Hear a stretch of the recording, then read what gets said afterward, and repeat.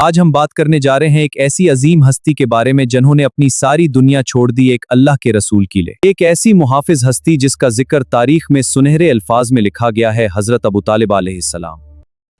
اگر وہ مضبوط سہارا نہ ہوتا جو ایک عظیم ہستی کے ساتھ کھڑا رہا تو کیا تاریخ کا رخ ویسا ہی رہتا؟ کیا دین اسلام ہم تک اسی شان سے پہنچ پاتا؟ یہ ذکر ہے ایک ایسی باوقار اور عظیم شخصیت کا جنہوں نے اپنی زندگی محبت، وفاداری اور حفاظت میں گزار دی۔ نہ کوئی دنیاوی طلب، نہ کوئی ذاتی خواہش، بس ایک تعلق، اور اس تعلق کا حق ادا کرنے کا جذبہ۔ یہ وہ ہستی ہیں جن کا کردار تاریخ کے اوراق میں خاموشی سے بھی بولتا ہے، اور آج ہم ان کی زندگی کو ادب، تحقیق اور حقائق کے ساتھ دیکھیں گے۔ یہ تذکرہ ہے حضرت ابو طالب علیہ السلام کا، تقریباً 535 عیسوی 87 قبل ہجرت۔ مکہ مکرمہ کی سرزمین پر ایک ایسا بچہ پیدا ہوا جو آگے چل کر نبی کریم صلی اللہ علیہ وآلہ وسلم کا مضبوط سہارا بنے گا۔ یہ بنو ہاشم کا وہ گھرانہ تھا جہاں عزت بھی تھی، شرافت بھی تھی، اور ایک ایسی نسبت بھی جو پوری انسانیت کے لیے باعث رحمت بننے والی تھی۔ 570 عیسوی عام الفیل 53 قبل ہجرت، وہ سال جب نبی کریم صلی اللہ علیہ وآلہ وسلم دنیا میں تشریف لائے۔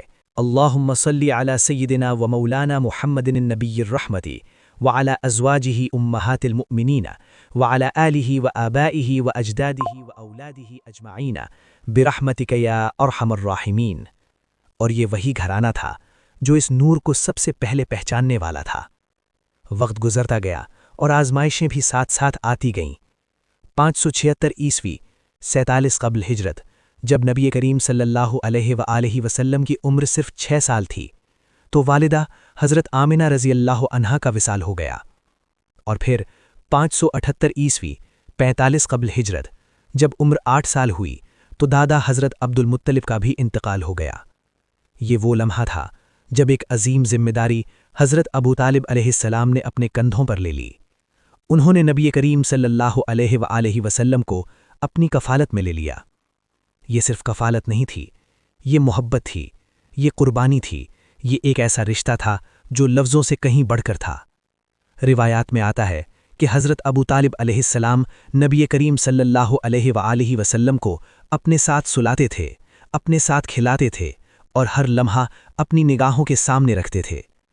یہ وہ گھر تھا جہاں حفاظت بھی تھی اور پہچان بھی، جہاں کسی بیرونی گواہی کی ضرورت نہیں تھی، کیونکہ یہ وہ لوگ تھے جو خود اس نور سے واقف تھے۔ وقت گزرتا گیا۔ 595 عیسوی 28 قبل ہجرت، جب نبی کریم صلی اللہ علیہ وآلہ وسلم کی حضرت خدیجۃ الکبریٰ رضی اللہ عنہا سے شادی ہوئی۔ یہ ایک عظیم اور بابرکت موقع تھا۔ اس موقع پر حضرت ابو طالب علیہ السلام بطور سرپرست موجود تھے، اور روایات میں آتا ہے کہ نکاح کے موقع پر حضرت ابو طالب علیہ السلام نے خود خطبہ ارشاد فرمایا۔ یہ صرف ایک رسمی شرکت نہیں تھی، یہ ایک باوقار سرپرستی تھی۔ یہ وہ نسبت تھی جو پاکیزگی، عزت اور شرافت کی اعلیٰ مثال تھی، اور یہ اس بات کی واضح علامت ہے کہ حضرت ابو طالب علیہ السلام نبی کریم صلی اللہ علیہ وآلہ وسلم کے ساتھ ہر اہم مرحلے پر پورے وقار اور ذمہ داری کے ساتھ موجود رہے۔ یہ صرف ایک رشتہ نہیں تھا، یہ ایک سایہ تھا جو ہر مشکل میں ساتھ رہا۔ لیکن ابھی وہ وقت آنا باقی تھا۔ 610 عیسوی 13 قبل ہجرت، جب اعلان نبوت ہوگا، اور پھر حالات یکسر بدل جائیں گے، اور اس وقت پوری دنیا کے مقابلے میں ایک بار پھر ایک ہستی پورے عزم کے ساتھ کھڑی ہوگی، حضرت ابو طالب علیہ السلام۔ 13 قبل ہجرت، وہ لمحہ آ چکا تھا جس کا انتظار زمین بھی کر رہی تھی اور آسمان بھی۔ نبی کریم صلی اللہ علیہ وآلہ وسلم پر پہلی وحی نازل ہوئی، اور یوں نبوت کا آغاز ہوا۔ یہ صرف ایک اعلان نہیں تھا، یہ پوری دنیا کے نظام کو بدلنے والا پیغام تھا۔ ابتدا میں دعوت خاموشی سے دی گئی، لیکن پھر 613 عیسوی 10 قبل ہجرت کھلے عام دعوت کا حکم ہوا۔ اب حالات بدلنے لگے۔ قریش جو کل تک عزت دیتے تھے اب مخالفت پر اتر آئے، الزامات لگائے گئے، تمسخر کیا گیا، راستے روکے گئے۔ لیکن اس سب کے درمیان ایک ہستی خاموشی سے مگر پوری طاقت کے ساتھ کھڑی رہی، حضرت ابو طالب علیہ السلام۔ وہ جانتے تھے کہ یہ کوئی عام بات نہیں، یہ وہی نور تھا جسے وہ بچپن سے دیکھ رہے تھے۔ قریش کے سردار بار بار حضرت ابو طالب علیہ السلام کے پاس آئے۔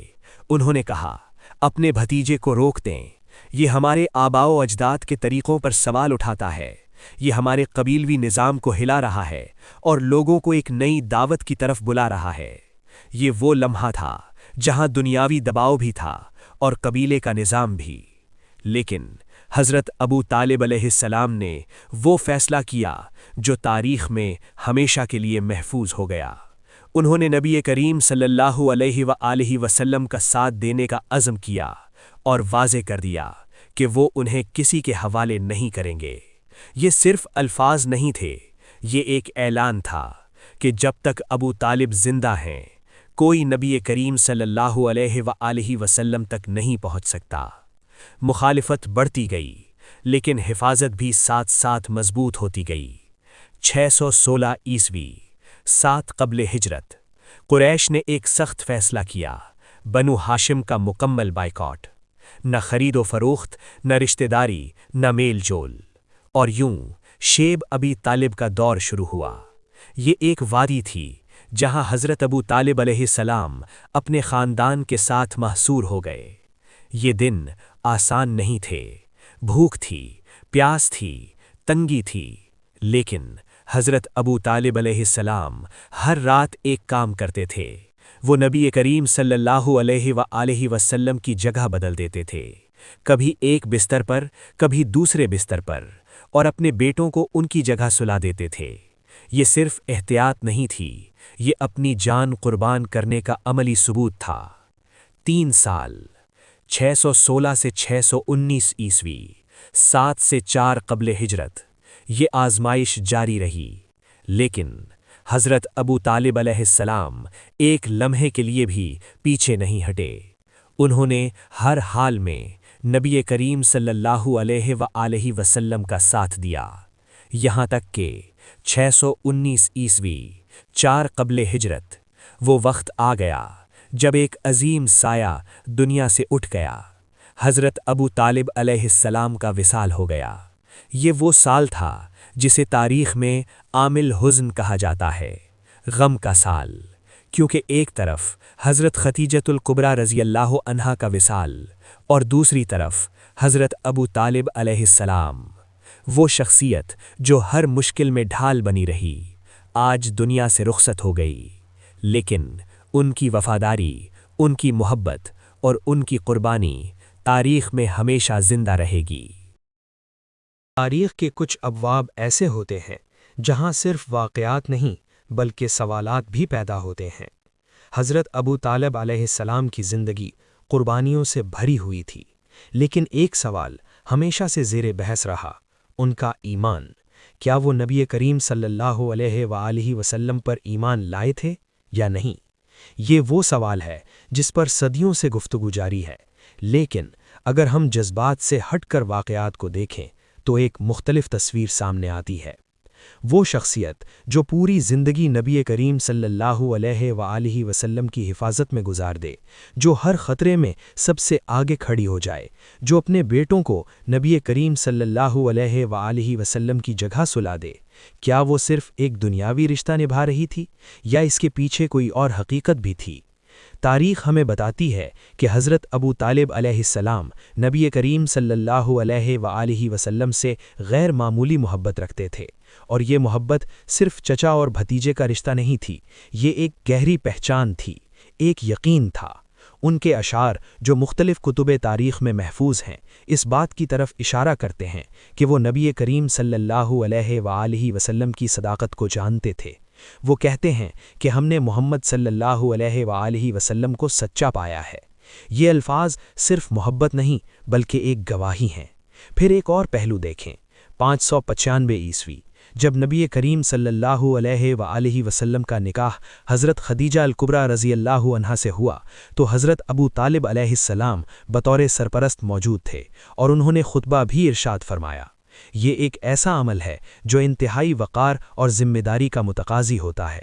پھر سوال پیدا ہوتا ہے کہ کیا ایک ایسی شخصیت جو اس قدر قربت رکھتی ہو، جو ہر موقع پر ساتھ کھڑی ہو، جو نبی کریم صلی اللہ علیہ وآلہ وسلم کی سچائی کو پہچانتی ہو، وہ اس پیغام سے بے خبر ہو سکتی ہے یا اسے قبول نہ کرتی ہو؟ پھر ہم ایک اور زاویہ دیکھتے ہیں۔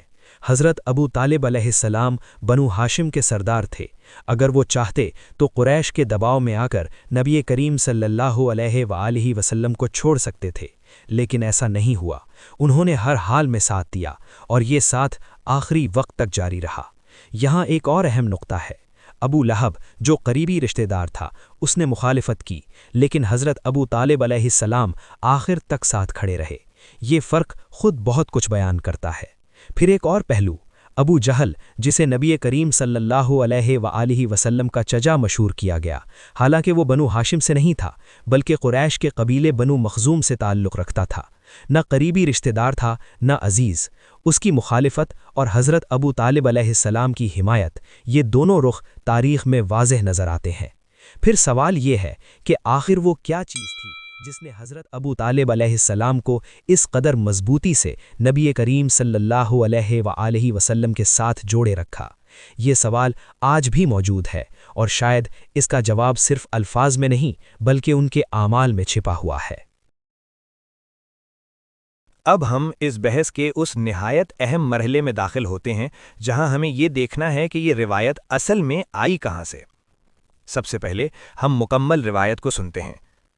حدیث عن سعید بن المسیب عن ابیہ قال لما حضرت ابا طالب الوفاة جاءه رسول الله صلى الله عليه وآله وسلم فوجد عنده أبا جهل وعبد الله بن أبي أمية فقال يا عم قل لا إله إلا الله كلمة أحاج لك بها عند الله فقال أترغب عن ملة عبد المطلب؟ اس روایت کو سمجھنے کے لیے مزید تحقیق اور گہرائی ضروری ہے۔ تحقیق کا آغاز اب ایک ایسی روایت سے ہوتا ہے جس کی بنیاد پر صدیوں سے ایک خاص موقف پیش کیا جاتا رہا ہے۔ یہ روایت صحیح البخاری میں نقل ہوئی ہے اور اس کی سند کچھ یوں ہے: عبداللہ بن یوسف، امام مالک، ابن شہاب الزہری، سعید بن مسیب اور پھر ان کے والد یعنی المسیب بن حزن۔ روایت بیان کرتی ہے کہ جب حضرت ابو طالب علیہ السلام کی وفات کا وقت آیا تو نبی کریم صلی اللہ علیہ وآلہ وسلم ان کے پاس تشریف لائے، اور وہاں آپ نے دو افراد کو موجود پایا، ابو جہل اور عبداللہ بن ابی امیہ۔ نبی کریم صلی اللہ علیہ وآلہ وسلم نے فرمایا، اے چچا، لا الہ الا اللہ کہہ دیجئے، میں اللہ کے سامنے آپ کے لیے اس کی گواہی دوں گا۔ لیکن دوسری طرف سے بار بار یہ کہا جا رہا تھا کہ آپ عبد المطلب کے دین کو چھوڑ دیں گے۔ یہ جملہ بار بار دہرایا گیا، یہاں تک کہ روایت کے مطابق آخری بات یہی کہی گئی کہ وہ عبد المطلب کے طریقے پر ہیں۔ یہاں سے ہماری تحقیق شروع ہوتی ہے۔ سب سے پہلے ہم اس مجلس کے ماحول کو دیکھتے ہیں، کیونکہ اس روایت میں سب سے نمایاں کردار نبی کریم صلی اللہ علیہ وآلہ وسلم کے علاوہ دو ایسے افراد کے ہیں جو اس وقت مسلمان نہیں تھے۔ ایک طرف ابو جہل ہے، جو اسلام کا سخت ترین مخالف تھا، جس نے مسلمانوں پر ظلم کیا اور شیب ابی طالب کے محاصرے میں بھی شامل رہا۔ تو سوال پیدا ہوتا ہے کہ ایسا شخص ایک نجی اور خاندانی مجلس میں کیوں موجود ہے؟ دوسری طرف عبداللہ بن ابی امیہ ہے، جو اس وقت مسلمان نہیں تھا اور بعد میں فتح مکہ کے قریب اسلام قبول کرتا ہے۔ یعنی جس وقت کا یہ واقعہ ہے، اس وقت روایت میں موجود دونوں نمایاں افراد مسلمان نہیں تھے۔ اب یہاں ایک اور بنیادی سوال پیدا ہوتا ہے کہ جب ایک ایسا واقعہ بیان ہو رہا ہو جو نبی کریم صلی اللہ علیہ وآلہ وسلم کے اپنے گھر سے متعلق ہو، تو اس میں اہل بیت کہاں ہیں؟ حضرت علی علیہ السلام کہاں ہیں؟ گھر کے دوسرے افراد کہاں ہیں؟ اور یہاں ایک اہم تاریخی پہلو سامنے آتا ہے۔ جب یہ واقعہ سن 619 عیسوی میں پیش آیا تو حضرت علی علیہ السلام تقریباً 19 سال کے نوجوان تھے، جبکہ ان کے بڑے بھائی جعفر بن ابی طالب تقریباً 29 سال کے نوجوان تھے۔ عقیل بن ابی طالب تقریباً 39 سال کے نوجوان تھے۔ طالب بن ابی طالب تقریباً 49 سال کے نوجوان تھے۔ یعنی خاندان کے بالغ اور ذمہ دار افراد موجود تھے۔ تو پھر سوال پیدا ہوتا ہے کہ ایسے اہم لمحے میں ان کا ذکر روایت میں کیوں نہیں آتا؟ اب ہم آتے ہیں اس روایت کے اصل راوی کی طرف، یعنی المسیب بن حزن کی طرف، جن سے سعید بن مسیب یہ روایت نقل کرتے ہیں۔ المسیب بن حزن ایک صحابی شمار کیے جاتے ہیں۔ ان کی وفات تقریباً 60 ہجری میں ہوتی ہے، لیکن ان کے اسلام قبول کرنے کا وقت واضح طور پر معلوم نہیں۔ ان کے بارے میں ایک واقعہ بھی ملتا ہے کہ نبی کریم صلی اللہ علیہ وآلہ وسلم نے فرمایا اپنا نام بدل لو، لیکن انہوں نے انکار کر دیا۔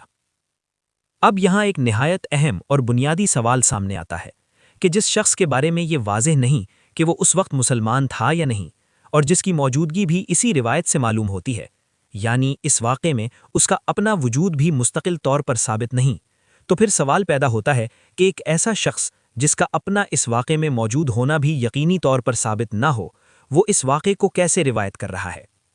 کیا یہ روایت براہ راست نبی کریم صلی اللہ علیہ وآلہ وسلم سے ہے؟ نہیں۔ تو کیا یہ ابو جہل سے لی گئی یا عبداللہ بن ابی امیہ سے، جو خود اس وقت مسلمان نہیں تھے؟ اور یہاں سب سے اہم سوال یہ پیدا ہوتا ہے کہ پورے اہل بیت میں سے کسی ایک کی طرف سے بھی یہ روایت کیوں نہیں ملتی؟ کیا یہ روایت براہ راست نبی کریم صلی اللہ علیہ وآلہ وسلم سے ہے؟ نہیں۔ تو کیا یہ ابو جہل سے لی گئی یا عبداللہ بن ابی امیہ سے، جو خود اس وقت مسلمان نہیں تھے؟ اور یہاں سب سے اہم سوال یہ پیدا ہوتا ہے کہ پورے اہل بیت میں سے کسی ایک کی طرف سے بھی یہ روایت کیوں نہیں ملتی؟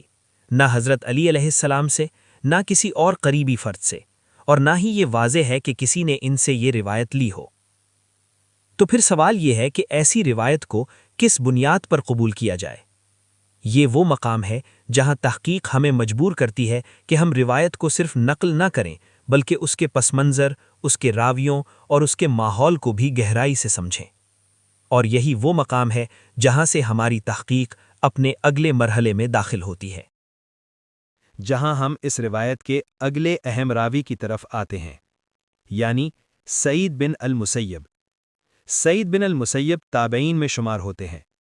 ان کی پیدائش تقریباً 15 ہجری میں ہوئی اور وفات تقریباً 94 ہجری میں ہوئی۔ وہ مدینہ منورہ کے بڑے علماء میں سے تھے اور ان کی پوری زندگی کا مرکز مدینہ ہی رہا۔ اب یہاں ایک نہایت اہم نقطہ سامنے آتا ہے کہ وہ یہ روایت اپنے والد سے نقل کرتے ہیں، یعنی المسیب بن حزن۔ تو سوال پیدا ہوتا ہے کہ کیا یہ روایت صرف ایک ہی ذریعے سے آئی، یا اس کی کوئی دوسری مضبوط چین بھی موجود ہے؟ اور اس سے بھی بڑا سوال کہ سعید بن المسیب مدینہ میں رہتے تھے، اور اسی مدینہ میں اہل بیت کی عظیم شخصیات بھی موجود تھیں، محمد الباقر، جعفر الصادق۔ تو کیا یہ متوقع نہیں تھا کہ وہ اس اہم واقعے کی تصدیق اہل بیت سے بھی کرتے، یا کم از کم ان کی طرف سے بھی کوئی روایت سامنے آتی؟ لیکن اس مخصوص روایت میں اہل بیت کی طرف سے کوئی نمایاں روایت ہمیں نہیں ملتی۔ یہاں ایک اصولی بات سامنے آتی ہے کہ اگر ایک واقعہ گھر کے اندر پیش آئے تو اس کی سب سے مضبوط روایت گھر والوں سے ہونی چاہیے یا باہر کے افراد سے؟ اب ہم آگے بڑھتے ہیں اور آتے ہیں اس روایت کے مرکزی ستون کی طرف، یعنی محمد بن شہاب الزہری۔ امام زہری، ان کی پیدائش تقریباً 58 ہجری میں ہوئی اور وفات تقریباً 124 ہجری میں ہوئی۔ یہ وہ شخصیت ہیں جنہوں نے حدیث کو باقاعدہ لکھنا اور جمع کرنا شروع کیا، یعنی یہ وہ دور ہے جہاں حدیث پہلی بار تحریری شکل میں آ رہی ہے۔ اور یہ بھی ایک حقیقت ہے کہ یہی وہ زمانہ ہے جب بنو امیہ کی حکومت قائم ہے، اور امام زہری کا تعلق صرف علمی ماحول سے نہیں بلکہ دربار سے بھی رہا۔ خاص طور پر ہشام بن عبد الملک کے دور میں وہ دربار سے وابستہ رہے اور شاہی خاندان کے بچوں کو تعلیم بھی دیتے رہے۔ اب یہاں ایک نہایت اہم اور گہرا سوال پیدا ہوتا ہے کہ یہ وہی دور ہے جہاں ایک طرف حدیث لکھی جا رہی ہے اور دوسری طرف اہل بیت پر سخت حالات ہیں۔ اسی دور میں زید بن علی نے ظلم کے خلاف آواز اٹھائی اور قیام کیا، لیکن انہیں شہید کر دیا گیا۔ اور پھر تاریخ میں یہ بھی بیان کیا جاتا ہے کہ ان کے جسم مبارک کے ساتھ انتہائی سخت سلوک کیا گیا۔ انہیں شہید کرنے کے بعد ان کے جسد مبارک کو شہر میں نمایاں مقام پر لٹکایا گیا اور کافی عرصہ تک اسی حالت میں رکھا گیا، اور پھر بعد میں ان کے جسد مبارک کو اتار کر اسے جلا دیا گیا۔ اب یہاں سوال اور بھی گہرا ہو جاتا ہے کہ یہ وہی دور ہے جہاں اہل بیت کے ساتھ ایسا سلوک ہو رہا ہے، اور اسی دور میں حدیث کو باقاعدہ لکھنے اور جمع کرنے کا عمل بھی جاری ہے، اور یہ کام ایسے ماحول میں ہو رہا ہے جو درباری بھی ہے، اور یہی وہ دربار ہے جس کا تعلق مروان ابن الحکم اور الحکم ابن ابی العاص کے خاندان سے ہے۔ یہ وہی خاندان ہے جن کے بارے میں تاریخی روایات میں آتا ہے کہ انہیں نبی کریم صلی اللہ علیہ وآلہ وسلم کے زمانے میں مدینہ سے نکالا گیا، اور بعد میں حضرت عثمان رضی اللہ تعالی عنہ کے دور میں وہ دوبارہ مدینہ میں واپس آئے۔ اب یہاں سوال بالکل سیدھا ہو جاتا ہے کہ جو روایت ایسے درباری ماحول میں لکھی جائے جہاں اہل بیت پر ظلم ہو رہا ہو اور جہاں سیاسی اثرات موجود ہوں، اس روایت کو کس معیار پر پرکھا جائے گا؟ اور پھر ایک اور سوال جو پوری تحقیق کے اندر بار بار سامنے آتا ہے کہ جب اہل بیت خود موجود تھے اور علم کا مرکز بھی تھے، تو اس اہم واقعے کی روایت ان کی طرف سے کیوں نہیں آئی؟ اور پھر یہی وہ مقام ہے جہاں ایک اور بڑی بات سامنے آتی ہے۔ وہ لوگ جن کے طریقوں کو اللہ تعالیٰ نے مکمل طور پر رد نہیں کیا، جن کے اندر توحید کی بنیادیں موجود تھیں، اور وہ ہستی جن کے گھر میں نبی کریم صلی اللہ علیہ وآلہ وسلم نے زندگی گزاری، جنہوں نے ہر مشکل وقت میں ساتھ دیا۔ ہم صرف ایک روایت جس کے پورے ثبوت بھی نہیں کی بنیاد پر اتنا بڑا الزام لگا دیں؟ کیا یہ ممکن ہے کہ جس گھر سے نبی کریم صلی اللہ علیہ وآلہ وسلم کھاتے رہے وہ گھر ایمان سے خالی ہو؟ کیا اللہ کریم اپنے نبی کو نعوذ باللہ ایک کافر کے گھر کھانا کھلاتے رہے؟ کیا یہ ممکن ہے کہ جو شخص پوری زندگی نبی کریم صلی اللہ علیہ وآلہ وسلم کا محافظ رہا وہ ایمان سے محروم رہے؟ سجادہ نشین مرکزی درگاہ آستانہ عالیہ نقشبندیہ مجددیہ نوریہ چورا شریف پروفیسر حضرت پیر سید محمد منظور آصف طاہر بادشاہ جی رحمت اللہ علیہ نے ایک بہت گہری بات ارشاد فرمائی، جس نے ساری دنیا چھوڑ دی ایک اللہ کے رسول کے لیے، کیا تم اس کو کافر کہتے ہو؟ یہ وہ سوالات ہیں جو اس تحقیق کو صرف ایک روایت سے اٹھا کر ایک بڑی تاریخی اور فکری بحث میں تبدیل کر دیتے ہیں، اور یہی وہ مقام ہے جہاں سے تحقیق اپنے آخری مرحلے کی طرف بڑھتی ہے۔ کہ تمام پہلوؤں پر تفصیل سے بحث کر چکے ہیں، راویوں کو دیکھا، سند کو دیکھا، زمانہ دیکھا اور حالات کو بھی سمجھا۔ اب اس آخری حصے میں ہم دوبارہ اسی سوال کی طرف آتے ہیں، لیکن اس بار ایک تحقیقی زاویے سے۔ ہم نے دیکھا کہ یہ روایت ایک مخصوص چین کے ذریعے نقل ہوئی، لیکن اب اصل سوال یہ ہے کہ کیا امام زہری نے اس روایت کو اہل بیت سے بھی لیا؟ کیا انہوں نے مدینہ میں موجود امام محمد باقر علیہ السلام، امام جعفر صادق علیہ السلام سے اس واقعے کے بارے میں کوئی روایت لی، یا ان کی طرف سے ہمیں اس واقعے کے بارے میں کوئی روایت ملتی ہے؟ اور سوال یہاں ختم نہیں ہوتا، کیا امام زہری نے اس روایت کو بزرگ صحابہ سے بھی لیا؟ کیا اس واقعے کے بارے میں بزرگ صحابہ کی طرف سے کوئی روایت ہمیں ملتی ہے؟ کیا ان میں سے کسی نے اس واقعے کے بارے میں کوئی روایت بیان کی؟ اور پھر فتح مکہ سے پہلے اسلام قبول کرنے والے وہ صحابہ جو ابتدائی دور کے آئینی شاہد تھے، کیا ان کی طرف سے بھی اس واقعے کے بارے میں کوئی روایت ملتی ہے؟ اب سوال صرف روایت کا نہیں رہا، یہ سوال بن گیا ہے روایت کے دائرہ کار کا۔ کیا ایک روایت صرف ایک ہی راستے سے آئے اور باقی ممکنہ راستوں سے اس کی تائید نہ ملے تو اس کی تحقیق کیسے کی جائے؟ اور پھر ہم واپس آتے ہیں اسی سوال کی طرف، کیا ایک ایسی ہستی جس نے ساری دنیا چھوڑ دی ایک اللہ کے رسول کے لیے، کیا انہیں کافر کہا جا سکتا ہے؟ اور اگر کوئی انہیں کافر کہتا ہے تو کیا وہ قیامت کے دن اس بات کا جواب دہ نہیں ہوگا؟ کیا کسی مسلمان کو کافر کہنے کا گناہ کسی کے سر نہیں جائے گا؟ اور پھر آج کے دور کی طرف دیکھیں، وہ لوگ جو اس مسئلے میں خاموش ہیں، نہ تحقیق کرتے ہیں، نہ غور کرتے ہیں، نہ موقف واضح کرتے ہیں، کیا وہ اس ذمہ داری سے بری ہو جائیں گے؟ یا پھر علم ہونے کے باوجود خاموشی خود ایک سوال بن جائے گی؟ یہ ہم نہیں کہتے، یہ سوال خود پیدا ہوتا ہے، اور ہم یہ فیصلہ آپ پر چھوڑتے ہیں۔ سوچیں، تحقیق کریں اور پھر خود فیصلہ کریں۔ حضرت ابو طالب علیہ السلام کے ایمان کے مسئلے پر جہاں صدیوں سے علمی بحث جاری ہے، وہیں یہ بھی حقیقت ہے کہ اس موضوع میں پیش کی جانے والی روایات اور ان کے راوی خود تحقیق کا تقاضا کرتے ہیں۔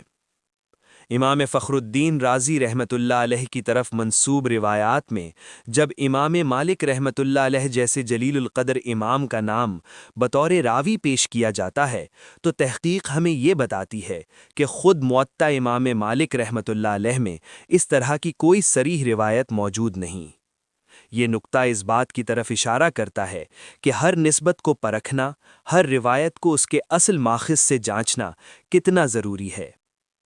اسی طرح مسیب بن حزن کے حوالے سے بیان کی جانے والی روایت بھی ایک بڑا سوال کھڑا کرتی ہے، کیونکہ تاریخی طور پر ان کا حضرت ابو طالب علیہ السلام کے وصال کے وقت وہاں موجود ہونا قطعی طور پر ثابت نہیں، اور جب کسی روایت کی بنیاد ہی ایسے راوی پر ہو جس کی موجودگی مشکوک ہو تو اصول تحقیق کے مطابق ایسی روایت کو بلا تحقیق قبول نہیں کیا جا سکتا۔ یہ تمام نکات اس بات کو واضح کرتے ہیں کہ حضرت ابو طالب علیہ السلام کے بارے میں رائے قائم کرتے وقت محض سنی سنائی باتوں پر نہیں بلکہ تحقیق، انصاف اور دیانت کو بنیاد بنانا ضروری ہے۔ اور پھر اہل محبت کی نگاہ کچھ اور ہی دیکھتی ہے۔ سجادہ نشین آستانہ عالیہ نوریہ چورا شریف پروفیسر حضرت پیر سید محمد منظور آصف طاہر بادشاہ جی رحمۃ اللہ علیہ کے فرمان کو ہمیشہ کے لیے یاد رکھ لینا چاہیے کہ جس ہستی نے ساری دنیا چھوڑ دی ایک اللہ کے رسول کے لیے، اس کو تم کیسے کافر کہہ سکتے ہو؟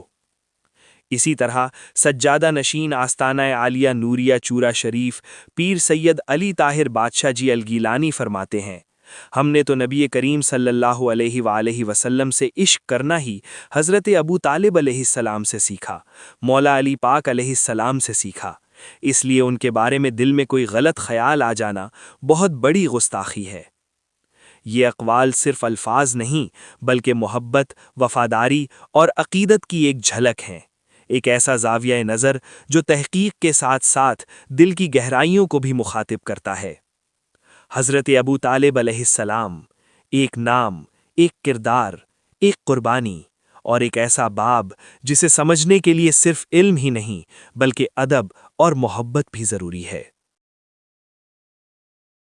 ہم کے ایمان کے مسئلے پر اسلامی تاریخ میں مختلف آراء پائی جاتی ہیں، لیکن جب ہم اہل علم اور محدثین کی کتب کا مطالعہ کرتے ہیں تو ایک اہم علمی پہلو سامنے آتا ہے کہ متعدد جلیل القدر علماء نے حضرت ابو طالب علیہ السلام کے ایمان کے حق میں اپنے دلائل اور آراء پیش کی ہیں۔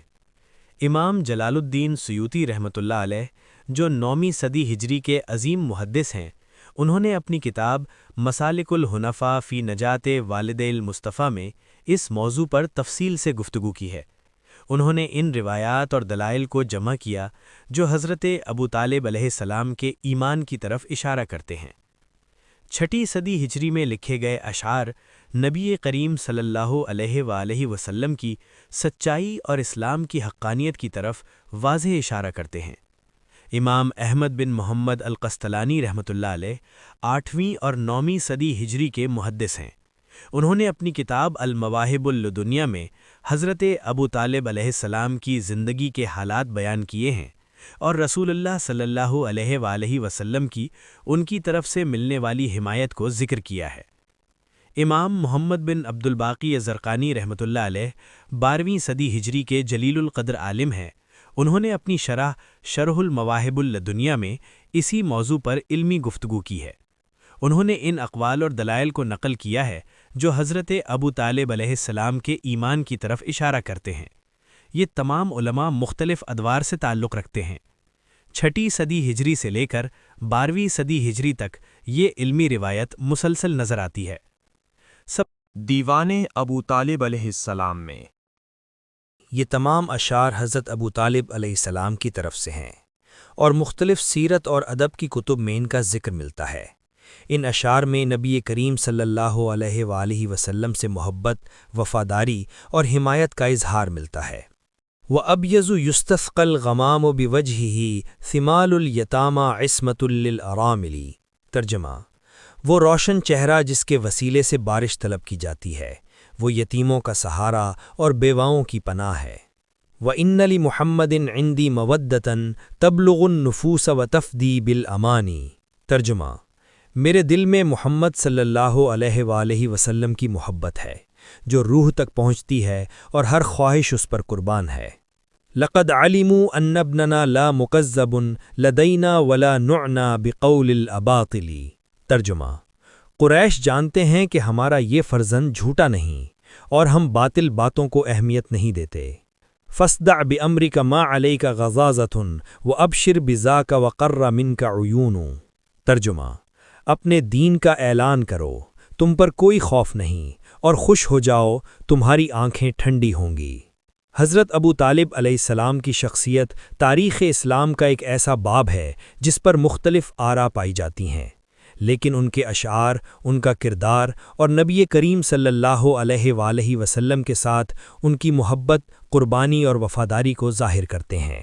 اللہم صلی علی سیدنا و مولانا محمد النبی الرحمہ وعلی ازواجہ امہات المؤمنین وعلی آلہ و آبائہ و اجدادہ و اولادہ اجمعین برحمتک یا ارحم الراحمین۔